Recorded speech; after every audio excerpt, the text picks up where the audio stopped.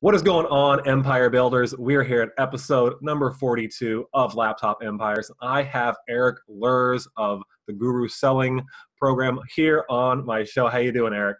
I'm doing good. I'm excited to have Erik today because we're going to be talking about something I know a lot of you struggle with, and that's how us as solopreneurs, small agencies, consultants, freelancers, how we can go compete with larger agencies. Now, I've run into this problem many times in the past. I've lost potential leads to bigger agencies. I've had people not want to work with me because of their perception of the size of my business. So I think this is a really important topic. But before we dive into that, I just want Erik to share a little bit about himself and what he does. So go ahead, Erik, take it away. Well, first off, let me say that it's oddly fortuitous. 42 is my favorite number. Really? Yeah, for those who have read The Hitchhiker's Guide to the Galaxy, you'll know what I'm talking about. 42 was the answer to the, what is the biggest question in the universe or whatever, and the answer was 42. So I have always loved the number 42. So when you said 42, I was like, hey, that's great. That's incredible. I mean, what's funny about that, though, too, is Yeah. I skipped a couple ahead because I know we're going to delay the release of this. I have a couple of shows on the release between this, so that's crazy, man. I just picked 42, and there we go. All right. So there we go. We got to love it. I mean, a little bit about me. Let's see. Well, I started out in corporate America. I started out as a temp in the mailroom. When I came out of college, I wanted to be an actor. Okay. And I had this plan. By 25, I was going to be making $10 million a picture. I was going to be married and have kids and everything else like that. That didn't actually happen. None of that actually. But I started out as a temp in the mailroom right out of college, and I ended up going into corporate America and worked my way up. And 10 years later, I was sitting in my big office, and I had my secretary, and I had 120 plus people reporting to me, and I hated my life. And and I was the boss, right? I was where everybody wanted to be, and it was like, but literally the job was destroying every relationship I had. It was destroying my brain. I just, and I couldn't do the things I loved anymore. And I'm like, why am I doing this if I can't do the things I love anymore? So I quit, and but it was funny because I turned right around. I became a management consultant. And my salary went up by 10 times overnight, which was very nice. And and I did that for a couple of years. I traveled a lot, but I got tired of being on the road all the time, because you wake up and you're like, it takes you a while because you're like, okay, that's not my ceiling. Where am I? Milwaukee. Why the hell am I in Milwaukee? Okay. And and then you get up and you go do your thing or whatever. And so about 3 years of doing that, I got tired, started a bunch of home-based businesses and, personal training, real estate investing, contractor work, owned a cleaning company for a while, everything. Everything I tried. And I got tired of all that stuff. And I wanted to go back into the business world, but I didn't want to go back to management consulting. I didn't want to go back to work full time. Like, what the hell can I do to play with business, but, not go back and do the stuff I was doing. So I ended up being a business coach. And I, it was funny. My first bunch of clients were people. I had been a professional organizer, and I had figured out a way to go from crawling around in people's closets for $40 an hour. And I had figured out how to coach people for $400 an hour, doing the same thing, except I didn't have to go to their closets because I figured out their brain is what screws up their makes everything messy. So I ended up doing that, and then so all these professional organizers, they were my first clients, and the same question was always, how do I stop crawling around in people's closets and start making $400 an hour? And I remember my answer to all of them was the same thing. Number one is you have to stop being a professional organizer, which is what I did. I created my own system called progressive organizing, and that's how I was able to market myself. And from there, I just kept coaching more and more businesses, and then I got fixated on sales, so I created the Guru Selling System, and I wrote a book, Be Do Sale. And from after realizing, after working with a bunch of sales teams and all this other stuff, it was really cool, but I wanted to make sales better. So I started looking at the power of leverage, and mechanics and everything. It's like, well, how do you better leverage something?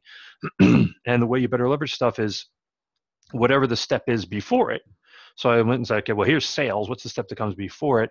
And I realized that was lead generation. So I studied lead generation, and I started looking at messaging and everything that people were doing. And I realized that most messages were being aimed at the conscious mind. Um, and yet human beings function 99% subconsciously. So I developed what's called subconscious lead generation, which is a whole process that, we create messaging to talk to the subconscious mind, really get people's response rates up and everything. And then when you have better lead generation, obviously sales start to become more superfluous. And after I figured that out, I said, okay, well, let's leverage the machine some more. So what comes before lead generation? And that's positioning. And so I started playing around with positioning, realized nobody teaches positioning. There's, nobody's out there really teaching it the right way. People say positioning when they're talking about branding, which is completely different. And so I took what I could learn from all the various people, and I actually put together my own process for positioning people. It's broken down into 10 different elements. And so now when you have what I call a one-of-a-kind position, so when you have a one-of-a-kind position that talks to a one-of-a-kind niche and has a one-of-a-kind message, and you offer a one-of-a-kind solution, like, now you have the full leverage of the machine. But it all comes back to that same idea. And this is years ago when I was working as the coach with the professional organizers. Same thing. You got to be one of a kind. So I would say that if that would be the synopsis. I've probably gone on 10 minutes too long for that answer. No, it's great. And that's one of the reasons I was excited to bring you on, is when I was looking at your site, your content, all that stuff. It was so much different than all the stuff out there. I mean, a lot of people want to teach like Facebook ads or messenger bots or copywriting, and I mean, there's courses on lead generation and programs on lead generation and selling too, but you just had your own unique formula, which I think is so important, because a lot of people just regurgitate what they learned, but you actually, through your own experiences, created a system. So I love seeing something unique like that. Now there you go. That's the secret, is one of a kindness. So yeah, absolutely, man. So it sounds like, I mean, through your history, you have worked with dozens, probably even hundreds of clients at this point. Would you say that you had found it difficult when you transitioned from the corporate world to start to find those first clients? You said you 10x your income, which is crazy. Or maybe explain to us more about that transition, how you went from corporate to consulting and then were able to do that so quickly. Well, the corporate consulting, I mean, I'll be honest, when I came out of corporate America, I had a whole bunch of connections, guys who placed consultants and everything. So I actually picked up the phone to one of the late Charlie Heller in New York City. He had a big heart, but he swore like a sailor every 2 seconds. So I called him up the day I left, and he was like, great. I've been waiting for you to, go freelance and whatever. He's like, boom. And I was in corporate America with like 3 days later on my first consulting assignment. And, it was really like, you go in, and it's really funny about consulting is you're you're basically like an employee, but you're not an employee, and they listen to you. So I remember a lot of times in consulting, all I did was I would walk around and I would talk to the employees, and I would say, what's your thoughts on XYZ? And they'd be like, oh, blah, blah, blah, blah, blah. And I've told them this 100 times, and I would just write it all down and I'd present it. They'd be like, oh, this is brilliant.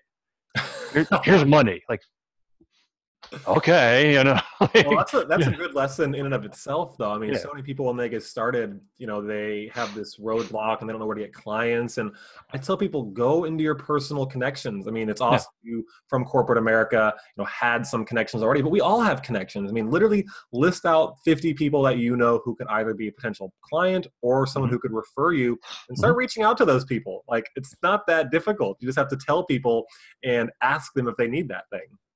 Yeah, you just got to ask people for what you want. Let them know I'm out here, I'm doing this thing. So for me, I had a specific expertise when I came out of corporate America, so it was very easy to pigeonhole me right into that expertise. It's called records management. Right. Back before everything was digital, we actually had things called paper, and I used to put together enterprise-wide file systems. It was glorified file management. with some digital stuff, with some scan stuff and whatever. So it was easy to put me, but I mean, I know a lot of people when they're in corporate America right now, or they have jobs, or whatever, and their first thought is, well, I'm going to go out there, who's going to choose me, right? Why is anybody going to hire me, to consult with them? So you really do have to do a couple of things. You've got to, you really got to know the niche you're going after. I mean, I talk about positioning and stuff like that, and that's certainly important. But who are you going to go after? Because positioning is kind of part of a ping pong sort of thing. You say, okay, well, I want to be the grand wizard of vacuums. I don't know, whatever it is, right? Well, who's your target market? I don't know, kids. Well, how many kids do you know that want to vacuum?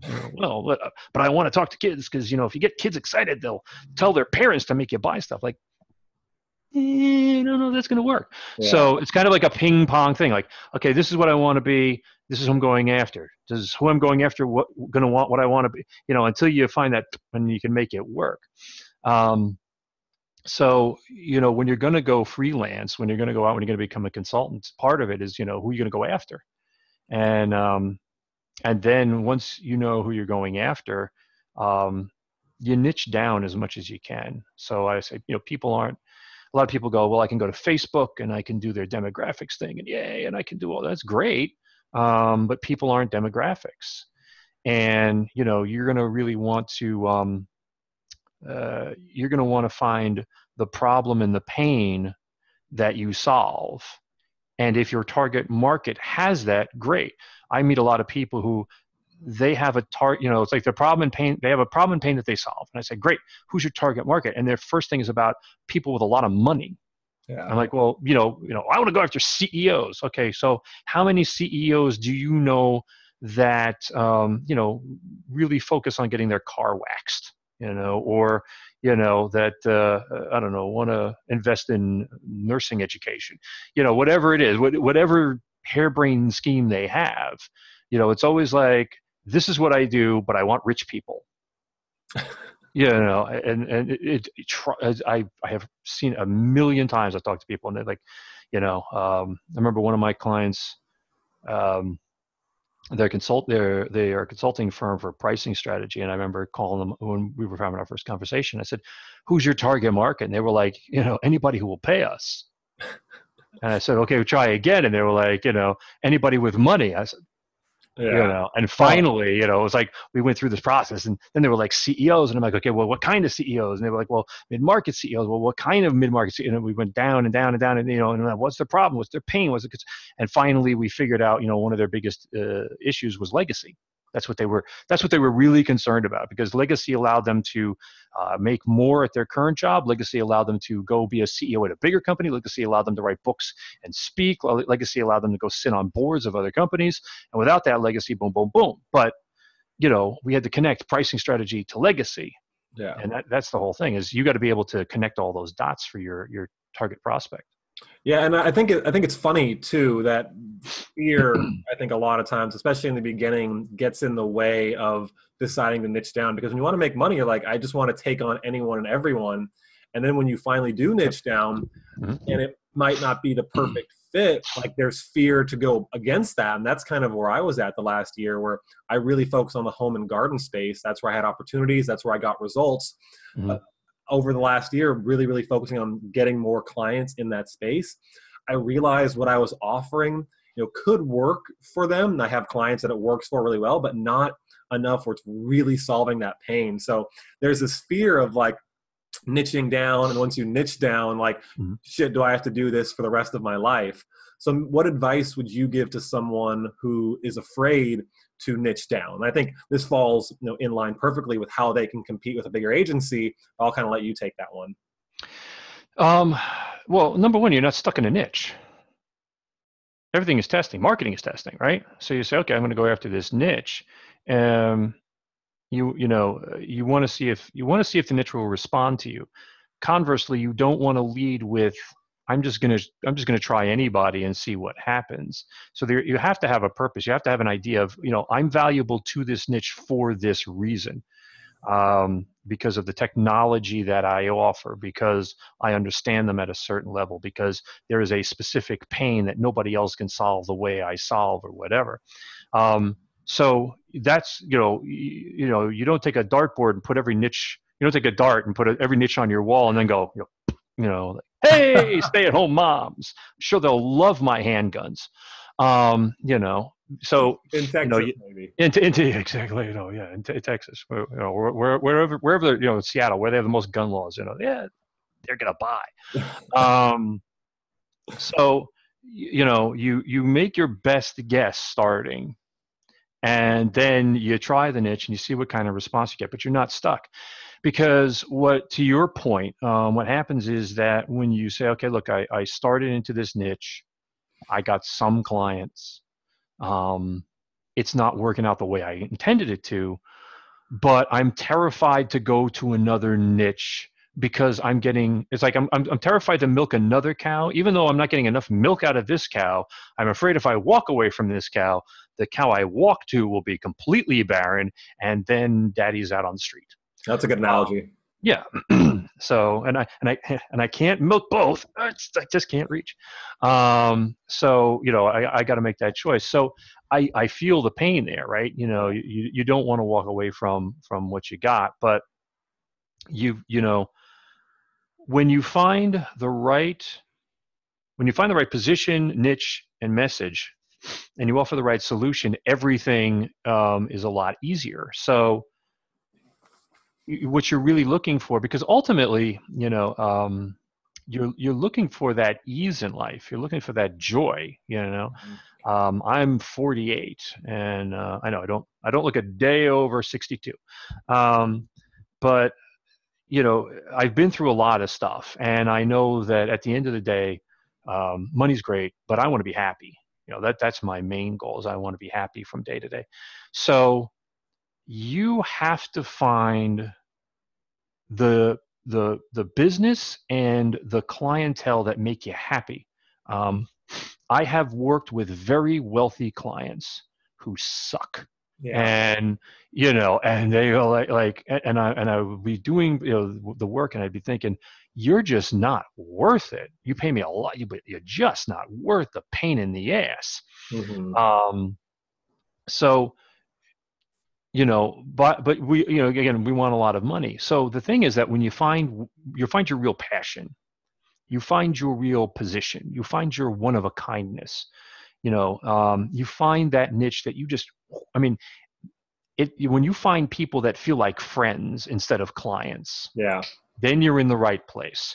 I'm helping my friend. I'm helping my friend. I'm helping my friend. That's how I feel these days when I work with people. I'm like, I love to laugh with my clients. Not even my clients, they become my buddies, right? Yeah. And that's how I like it. I like to laugh. When I get on, when a prospect calls me up and says, hey, can you help me or whatever? I have a little half an hour or so intro call that I do to figure things out. But what I'm really looking for is chemistry. If I don't have chemistry, I don't really look at the numbers first. I'm like, is this going to be fun? Is this not going to be fun? Because when you are having fun, you become more confident in yourself. You have more joy. You have more energy. And every time you're talking to a new client, you take that confidence with you. And all of a sudden, your ability to ask for more money pops up, right? Because you say, look, if you feel like you're working with sucky people for the money, then every time you talk to somebody, you're coming from that place of, I'm in it for the money. I'm weak because I need your wallet. When you come from the place of, I want to work with my friends, and you feel like you could be my friend, or I work with my friends and I would not hang out with you for all the gum in the gum machine, then it becomes pretty easy. So you're looking for that confidence, because ultimately, to make the big money, see, here's the thing. You think, well, if I work with really big clients over and over and over again, I'm going to make tons of money. As your personal energy is devastated over and over and over and over again, even for big money clients, you become more and more and more hesitant, right? If every time I put my hand on the stove, it burns, after a while, you don't want to put your hand on the stove. So Yeah. you find yourself, you find yourself sabotaging yourself, coming up with reasons not to have the intro call with this next guy, blah, blah, blah. And all of a sudden, before you know it, you're not making any money. Yeah, that's good advice. It's really good advice. Yeah. The human brain is like designed to avoid pain at all costs. And like in entrepreneurship and business, when you're uncomfortable and pushing to do new things, it's not going to feel great all the time, but that's the only way to grow and make progress. So it's an important lesson to kind of mind over matter in that sense and understand and realize it for what it is and then just tackle it. Yeah. Yeah. I mean, I've become far more metaphysical, I would say, over the course of my, I was a hardcore business guy, but I would say once I got into business for myself, I've started to see and I started studying NLP and all that stuff. I started to see that the power of the psyche really is, your brain and how you feel and everything. That's the most important thing. And that, you feel good, as my mentor once said to me, feel good, get good. And so, I spend my days, just like I said, trying to be happy. And the happier I am, the more successful I become. And I like when I have a down streak, it's like the universe just sends you stuff to say, you're thinking life sucks. So here's more sucky stuff. So if you can keep yourself confident, if you can keep yourself happy, then you're going to have that success. And that's why choosing the right clientele, choosing the right thing. So you even have to look at what you do and you say, okay, look, is there aspects of what I do now that I don't like? So if I was going to go into business for myself, are there certain things I wouldn't want to do? There, like market research. I hate market research. Yeah. But people say websites for me, like when I initially started, I built so many websites. Yeah. And years go by and then clients come back like, hey, it's broken. We hired an intern and we screwed it all up. Can you come fix it? And it's like, I don't want to do that anymore. But, it's like they're such a good client. And so, right. Yeah, there's definitely that balancing act for sure. Yeah. But you'll get, you get successful, you get your team. You get the people you hand the stuff off to, or you just become a specialist in certain things. Right. So, I still get people once in a while. They're like, like, they don't even understand what I do, but they'll be like, oh, can you get me a whole bunch of leads for, whatever, my law firm or something like that. And, I'm a enterprise level strategist, with the stuff that I do. But, long ago, years ago, that's the kind of stuff I would have been like, yeah, sure, I want money, now it's, I pick and choose, which is fun. But there's going to be, but if you're going out on your own for the first time, you try to make the road as smooth as possible. There's going to be bumps. The key thing is this: don't let the speed bump stop you from going forward. Yeah. A lot of people do, because a lot of people get to that first speed bump and then they turn around and they go right back to work. I tried, really? For how long? 6 whole days. But my wife was giving me crap, and I got kids, and I got so yeah, don't let the bumps in the road stop you. It smooths out eventually. Yeah, that's good advice. Really good advice. So I love the transition. You talked a little bit about lead generation, and it was good too, because as you introduced yourself, you talked about the 3 core things you focus on, building personas, lead generation, and then sales. So I love that maybe we can kind of morph this conversation around that. We talked about positioning and why, it's important to pick a niche and how you do that.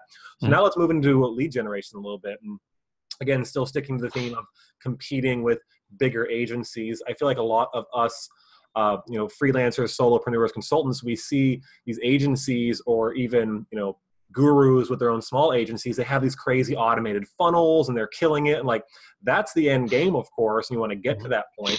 What advice would you give to someone who, like you said, is just going out for the first time on their own? They want to get a couple of their first clients. They want to start generating leads, but they don't have a huge amount of money to go spend on a funnel and test ads. What advice would you give to them? So when you're going out, when you're going out to be a marketer or create your own marketing agency or whatever, marketing agencies are a dime a dozen. So what I would really, especially for my advice for a solopreneur would be, instead of thinking about yourself as an agency, off the bat, think about yourself as an expert, as a solo expert, right? So You go out because you go. Let's say you're working marketing for somebody right now. You're going to say, okay, I want to go create my own agency. You go out the door, and your first thought is, okay, well, I'm going to need to be able to do this and this and that and that and this and this, and I'm going to be able to have to do all these things if I'm going to go have an agency. But as I said earlier, you can strip away certain things. So you say, look, what am I really, really good at? What's the one insight that could make me explode? You know what I mean? If I was really good at one thing. So like my friend Bob Bly, he lives here in Jersey with us, and he's an old school copywriter, but I think it was McGraw-Hill called him like the world's best copywriter at one point in time. So you can go to him and you can say, look, I need help with all of my marketing stuff. I need, market research, and I need positioning, and blah, blah, blah. And he'll just tell you, I'm a copywriter. I'm the greatest copywriter on earth. So I'm not going to go do, I'm not going to go do audience tests, and I'm not going to do market research, and I'm not going to do, graphic design, and I'm not going to do any of the other stuff that's inherent in marketing. I'm just the copy guy. But my copy, he charges a lot of money per page. I think I charge a lot of money. Once, I don't really like writing copy, but if you squeeze my arm hard enough, and I'll do a little bit for some of my clients. So no, this is not an invitation to. Everyone, Erik says he'll do your copy for you. No, Erik will not do your copywriting. Well, I learned a lot by reading Bob's stuff. But so that's his expertise. So technically, he's an agency, but he's one guy with a computer. Right. But he's a master of what he's really good at. Now, Bob has continued to stay that way. I don't know why I'm using Bob as an example, but he continued to stay that way.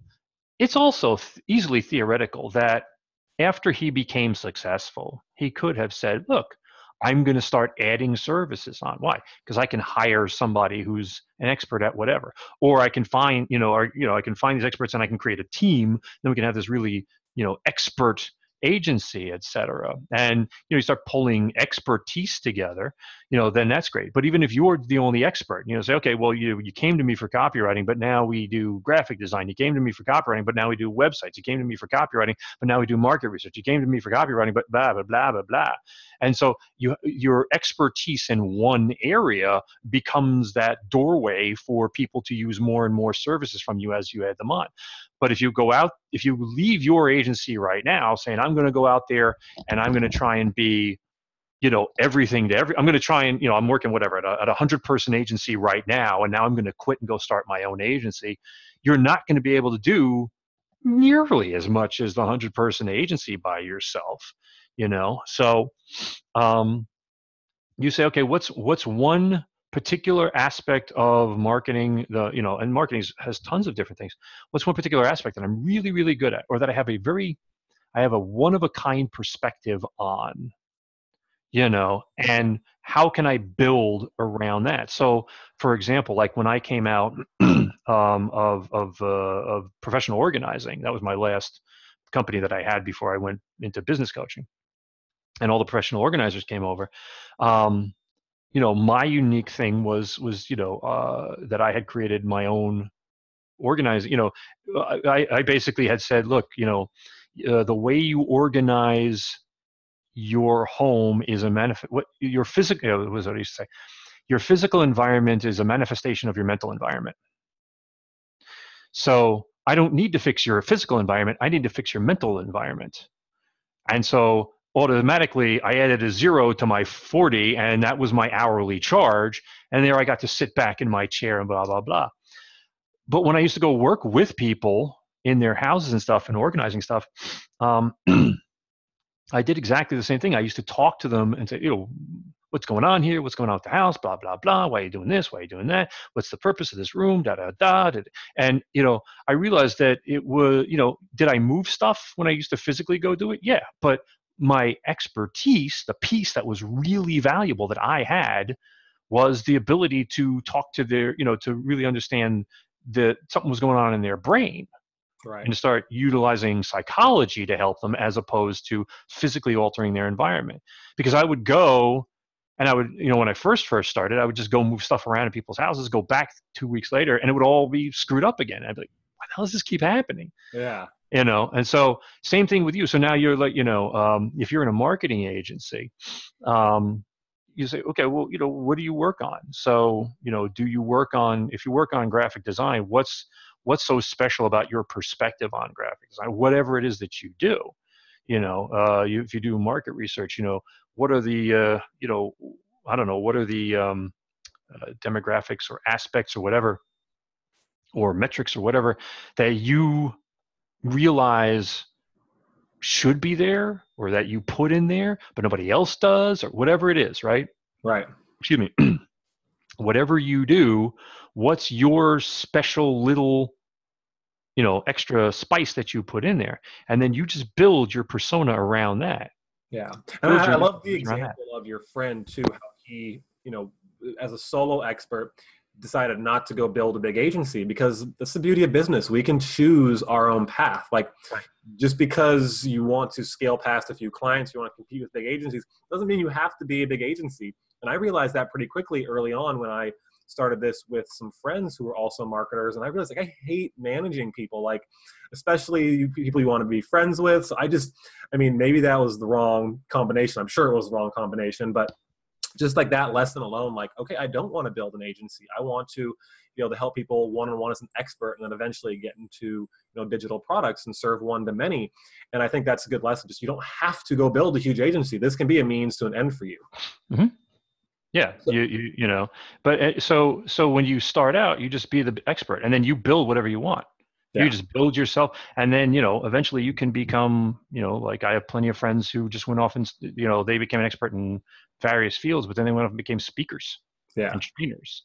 So you can theoretically become a speaker about your topic of, your particular aspect of marketing, and then companies bring you in to train their marketing team, or you have public events where people come to learn your marketing skills. And then, you have, if you really want to get into being an infopreneur, you have public events, and you basically invite other infopreneurs to come teach your people. So you do 45 minutes, but it's a 3-day event, and it's everybody else. It's just other experts coming and doing stuff and teaching stuff. Yeah. So there's many different ways to skin this. But if if you want to build an agency, and that's great, and I, the world is awash in agencies, but there's very few good ones out there. I got one down the street from me. It's like, but they're all over the place in marketing. Yeah, well, and it's funny too, and that was another point that I was going to make in terms of building an agency. It's really hard to check the control of your team. I had a business a few years ago with some guys, and we wanted to go start this fire retardant company where it's like you could spray this foam on your house, and like you wouldn't, the forest fires wouldn't burn your home down. So in California, that was really useful. But long story short, we hired this agency that one of my partners had a friend at. I think it was Marketing 360, the guys who own that software platform. Right. It was a huge marketing agency, and they just blew it, like completely dropped the ball. Like, they just didn't understand how to service what we needed. And it might have not been, a product market fit, but just the whole experience was just a nightmare. And I blew my mind, because I at that point had only been a solopreneur, to go work with a big agency. Like, I was excited, like, all right, I'm going to see behind the curtain and how they do it. And I was like, wow, they really, really suck. So it's just for sure that perspective people don't always see and remind themselves of that. Like, you as a solopreneur can probably provide a higher level of quality of service to certain people and get paid more for that, because you know how to actually get the result for them. Yeah. Yeah. I have been called in, and I won't name names, but I've been called in numerous times after certain very, very, very, very well-known marketers and their agencies have been in places. And, the clients will be like, we dropped, whatever, 150, 200,000, $500,000 on whatever. And, we spent $500,000, and our investment yielded, maybe $60,000 of ROI. And, it's always the same thing. Well, because they have a bunch of books, and they have a bunch of things, and they have a bunch of events, and they have a bunch of whatever. And, so we figured you've got to, in choosing, we're kind of going off topic here, but, if you're choosing a marketing agency, don't get lost in the hype of, you know, I'm up on stage. You know, I'm up on stage and people are applauding for me. I've been on stage having people applaud for me. It's like, okay.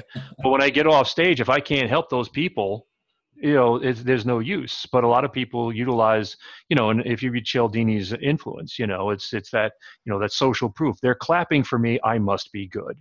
Yeah. They clap for the naked cowboy in Times Square in Manhattan. That guy has been there for Yeah. so long. I think I was Yeah. in New York like 20 years ago, and he was still there. Yeah, he's still there now, you know. But it's like he's a naked guy who plays, you know, he's a guy in his underwear who plays guitar. He's in really Yeah, great I mean, shape. he's got to be an old man at some point. He's getting old. Yeah, he's getting long in the tooth now. But you know, I mean, that's the whole thing. Is so, you know, but would you want to like build an entire, you know, music tour around this guy? I don't think so. You know, he's Yeah, perfect it never for worked being for him, half right? naked in He Times never Square. figured that out. It never Yeah, panned out beyond Central or Times Square. yeah. But that's the whole thing. So, you know, you know, the key thing is this: if you really want to be good, um, you want to be really good. You want to be really good at what you do. You want to build your agency around, if you're going to create an agency, you want to build that agency around your strengths or your career or whatever it is. But ultimately, and this is something I've had to reevaluate over the past year. For a long time, for me, I was chasing the dream of being like the world's greatest consultant, right? You know, you know, I do well, but I know that there are consultants who still make more per project or whatever than I do, and that's all well, fine and good. But you know, I started changing like what I wanted in life, and that's the other thing. As you progress in life, your outcomes, your desires are going to change. So if you're 25 right now, 35 is going to be different, 45 is going to be different, and whatever. So I realized I wanted to play at a much higher game, you know. So that's why I started working with billion-dollar ventures, because it was like, you know, that's what I really want to work on, is these large-scale corporations, and these really large-scale projects, et cetera. So your desires are going to morph. So the other thing is, you know, if you start out creating your own agency or creating your own expertise in speaking or whatever it is, allow yourself the freedom to change as time comes on. Because I see a lot of people who they started out as like sales trainers. A lot of my friends are sales trainers. I won't name names, but there's a lot of people who are sales trainers. And they're still going out and they're still painting that smile on their face, and they're still doing the same thing that they've been doing for 20 years. And they get up there and they're saying the same things and ha ha ha. And we're cooking on, you know, we're cooking with gas now. And you know, they get pulled into corporations. Yeah, look at me. I'm here. I'm talking, you know. And then, but you know, you talk to them they're tired. They're like, you know, you know, but I've got this lifestyle and I can't, well, you know, and it's that cow thing again. But the fact of the matter is, you know, you should look at different options. See, you know, one of my things was I used to just work for dollars. Now I work for, you know, I mean, I still work for dollars, but now I take equity. Yeah. Smart. You know, yeah, because it's like, you know, if I'm going to help turn you into you know, a 10, 20, 50 million, 100 now billion-dollar companies, I ain't gonna take no measly $100,000 and be like, yeah, you enjoy your 10 billion. I got the long end of that stick. Yeah. You know, so you know that's the thing is, so you know, look at different ways of getting paid. Look at you know, really allow yourself to okay, I'm trying to fit like, you know, 30 years of experience into like a sentence here. No, it's okay. This is Allow all you. really, really good advice. Okay, well, you know, it's either that or a middle-aged man just rambling on. Allow yourself, give yourself permission to be amazing. Give yourself permission to be one of a kind. Give yourself permission to be world class now. There's no, you know, all these people like, I have to go get certified in this and then I'll get a certification and then I'll feel like I'm qualified. Bull. You don't need anybody, unless you're trying to be a medical doctor or an attorney, unless you're in an industry where you literally need certification or you go to jail, then I understand. Yeah. But if you're in an industry, like marketing, you don't need 20 certifications in whatever to go out there. I didn't have it, Yeah. so allow yourself to be the world's expert on fill in the blank right now, and allow yourself to require the amount of money that expertise demands. Because I also see a lot of people underprice themselves, right? They go out there and they say, well, I'm just going to, I'm starting out, so I'm going to start out cheap, right? Because I'm going to get some experience under my belt. The problem is that when you start quoting low numbers starting out, you're probably going to get stuck with those low numbers for a long time. I did. When I was just a business coach, I remember, God, I want to say my first clients, I charged them like $197 a month. And it might have even been $97 a month. And I would do like 1 hour phone call every week with them. And I would advise on copywriting, and I would advise on this, and I had, and I got a lot of clients. The problem was that, I was making very little money, Yeah.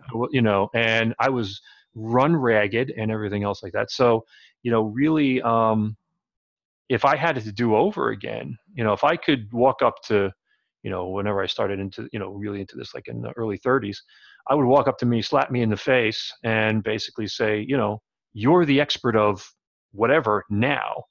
Whatever you're about to ask per hour or per project or whatever, add 2 zeros to it. Overprice yourself. Now, here's the amazing thing about when you start overpriced. Because when I started asking for I remember the first time I asked for somebody for the first time I asked somebody for $1,000 a month, and I was because I was terrified, right? Because Oh yeah. I had been charging $400 a month at that point in time, and it was but I finally said $1,000 a month.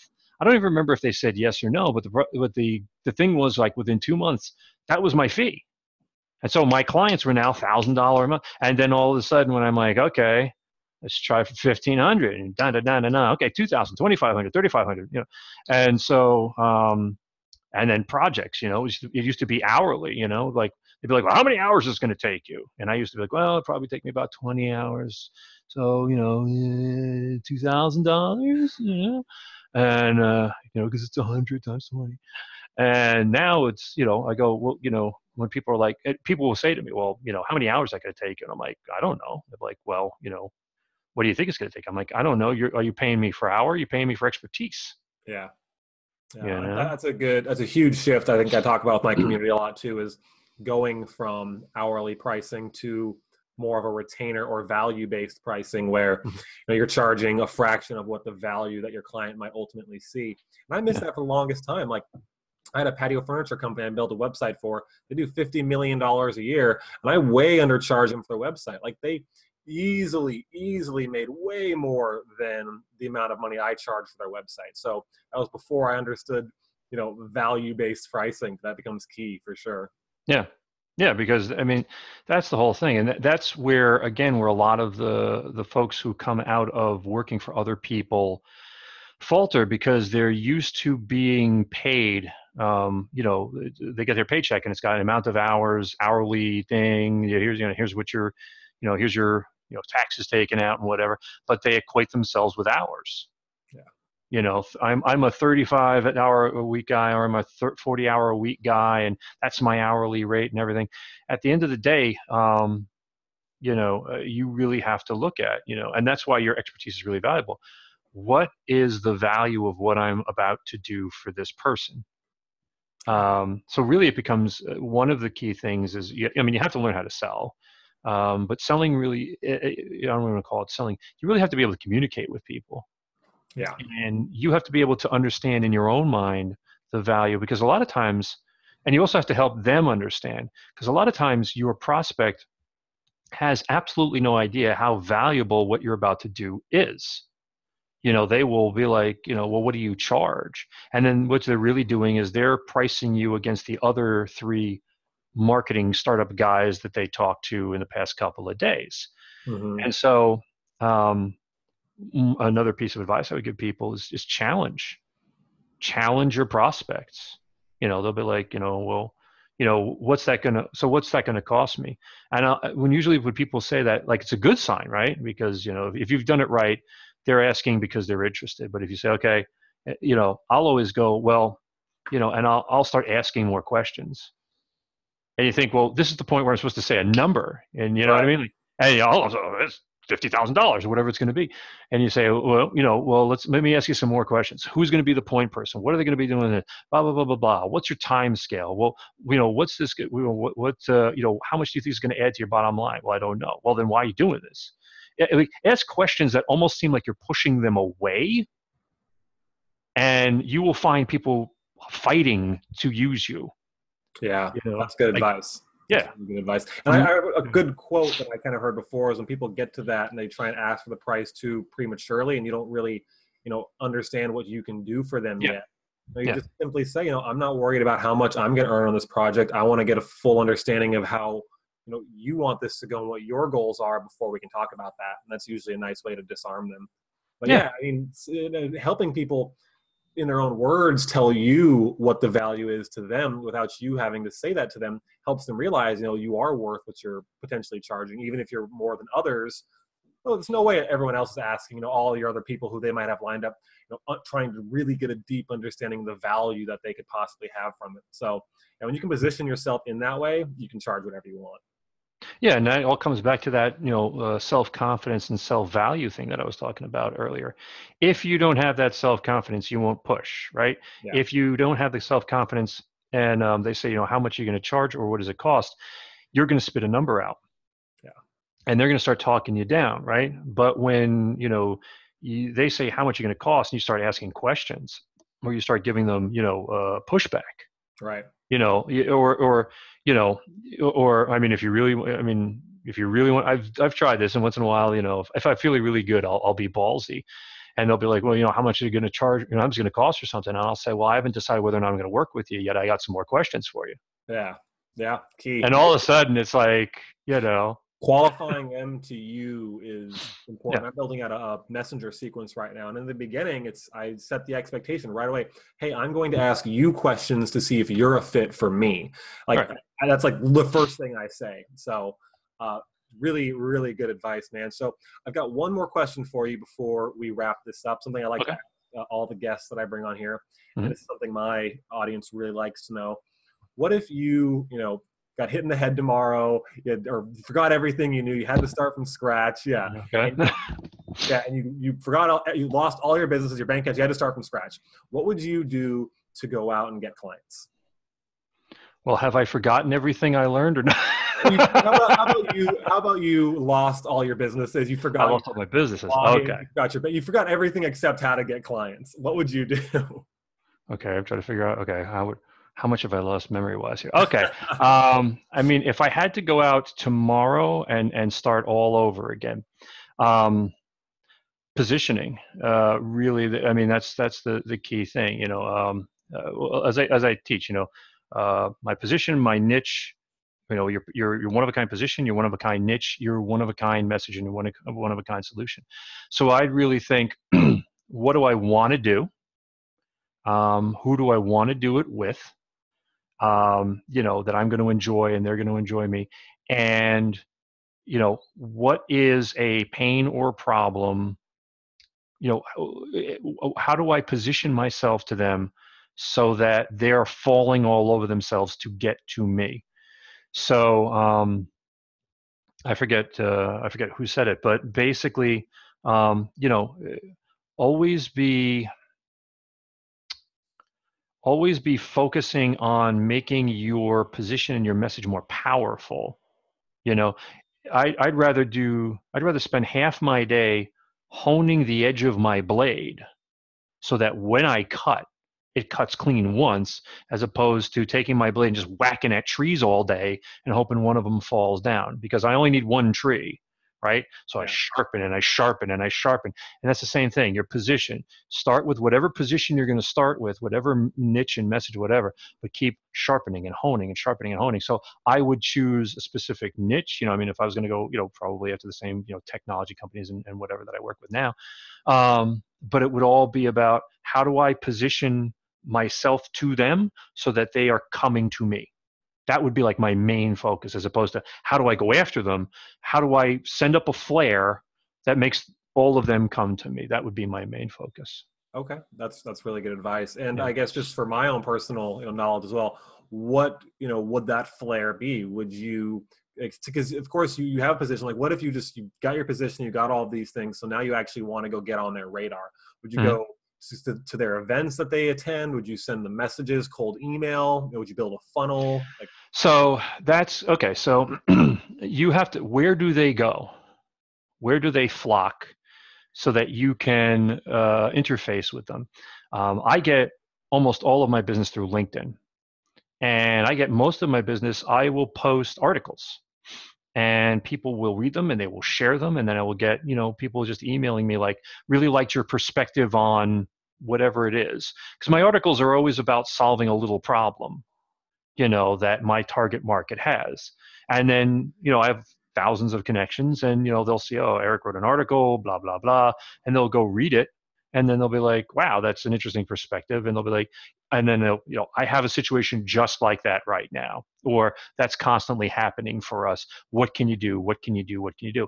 So that's my target market. But for whatever your target market is, where do they congregate, so that you can easily put some kind of message in front of them? So running out and spending money on ads and stuff like that is not something I suggest. yeah. You have to find, where does your target market congregate, and online is cheap. It's cheap and free for a lot of situations. So where can you go and put stuff where it'll be seen by your target audience, so that you can start building your expertise position, so that people start saying, hey, this person has a different perspective. So yeah, I mean, my flair would basically be articles on LinkedIn, poking their pains, and waiting for responses. Love that. I love that. And content, marketing is for sure a longer term game. Hmm. But I mean, when the people come to you versus you going to them, the expectations are so much different. When you go, I've my experience at least, when you go to people and you go Right. chase them, you're on the line to prove that what you're trying to sell them actually works. And the second it doesn't, you're out. Right. But if they've Right. come to you, they just expect that you know what to do and they want you to do it. Like, no, they trust you. Right. So yeah, really, really solid advice, Erik. I really appreciate you coming on to the show today. Why don't you, for the viewers, go ahead and tell them where they can go to learn more about you. If you've got a lead magnet or a webinar you want to point them to, just go ahead and let me know, and I'll drop that link below the video. Sure, sure. So, I mean, you can certainly just go to, we're building a new website, because we're spinning off a consulting company called Revenue Mind, but it's still under construction. The main website is Guru Selling, so it's GURU Selling. Okay. So GURUSELLING.com. And for your audience, I put together a little product that, if they want to grab it, it's a product about positioning. It's literally called How to Position Yourself so that you can compete with the big guys. Oh yeah. And normally we charge like $325 for it, but for your audience, I've knocked it down to $99. So they have to just go to Guru Selling. That's GURUselling.com/big, BIG, and they can grab that. But on the main website, you can look around and have some fun. Awesome. Really, really generous with your time and incredible advice, Erik. Again, thank you so much for tuning in. I'm Sure. glad that I had you for episode number 42 here in the Laptop Empires, your favorite number. And my favorite part of the day is doing this content for you guys. Thank you, everyone, so much for tuning in. If you like this, go ahead and subscribe to my YouTube channel, like my Facebook page, whatever you're watching this on, and then we can connect more in the future. Talk soon, guys. Oops, cool. Thanks.